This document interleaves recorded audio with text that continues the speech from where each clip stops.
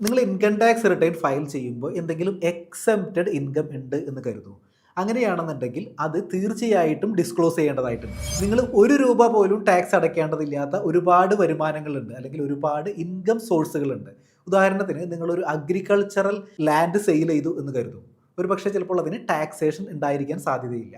അല്ലെങ്കിൽ നിങ്ങൾ റിട്ടയർ ചെയ്തു, അപ്പോൾ നിങ്ങൾക്ക് ഗ്രാറ്റുവിറ്റി അല്ലെങ്കിൽ പ്രൊവിഡൻറ്റ് ഫണ്ട് അല്ലെങ്കിൽ ലീവ് എൻകാഷ്മെൻറ്റ് ഇതുപോലെയുള്ള ഒരുപാട് എക്സെപ്റ്റഡ് ആയിട്ടുള്ള ഇൻകം ലഭിക്കാനായിട്ട് സാധ്യതയുണ്ട്.